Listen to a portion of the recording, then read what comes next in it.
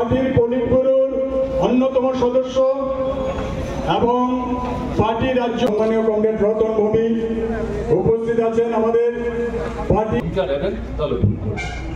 তাহলে যাই 7.5 বছরের অভিজ্ঞতার অন্যরকম হতো না, তাহলে আপনাদের আজকে কিন্তু এই গণ ডেপুটেশনে অংশগ্রহণ করারও কিন্তু কোনো প্রয়োজন ছিল।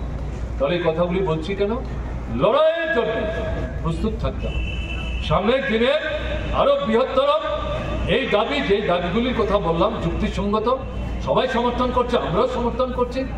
এই দাবিগুলো আদায় করবার জন্য একটা সংকল্পবদ্ধ সামনের দিনে ধীরে ধীরে জঙ্গি ব্যাপক আন্দোলন গড়ে তুলতে হবে।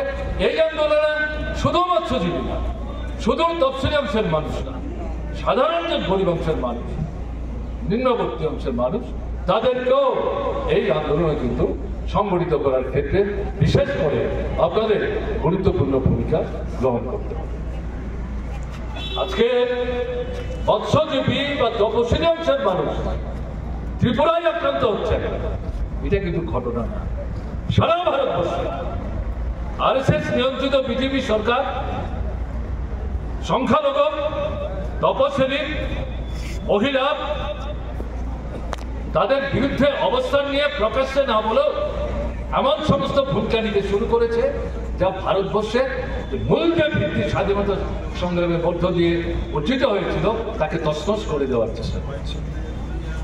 বিশেষ করে বিজেপি শাসিত যে রাজ্যগুলি, ত্রিপুরা সহ সেই রাজ্যগুলিতে এই দৃশ্যভঙ্গি তারা কার্যকরী করার চেষ্টা করেছে।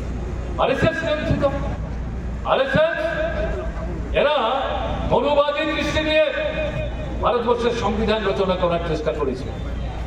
ডক্টর বাবা সাহেব আম্বেদকর সাহসিক ভূমিকা নিয়ে তাদের বিরুদ্ধে রুখে দাঁড়িয়ে সংবিধান তৈরি করার জন্য যে সংসদীয় কমিটি সেদিন তৈরি হয়েছে ভোটের মাধ্যমে, সেখানে আরএসএস তাদের হয়ে যারা কথা বলছিল, জনসংঘ বা এই জাতীয় যারা মনোবাদী দৃষ্টিভঙ্গি নিয়ে, যারা আমাদের স্বাধীনতার পতাকাকে স্বীকৃতি দেয়নি, জাতীয় পতাকা আমাদের জাতীয় সঙ্গীত যাকে তারা স্বীকৃতি দেয়নি, এই সংবিধানকে তারা মানতে চায় না, তারা মনোবাদী দৃষ্টিভঙ্গির ভিত্তিতে মনুসংহিতাকে ভিত্তি করে এই সংবিধানকে নূতন করে তৈরি করবার জন্য চেষ্টা করেছে।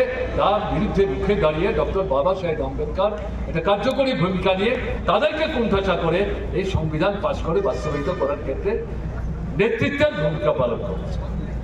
সেই আরএসএস নিয়ন্ত্রিত বিজেপি এখন সরকার আছে, আপনারা লক্ষ্য করেছেন। কিছুদিন আগে আরএসএস এর তরফ থেকে স্লোগান উঠেছে, সংবিধানের মুখবন্ধে সমাজতন্ত্রের কথা, ধর্মনিরপেক্ষতার কথা আছে, এগুলি বাতিল করতে হবে। অর্থটা কি?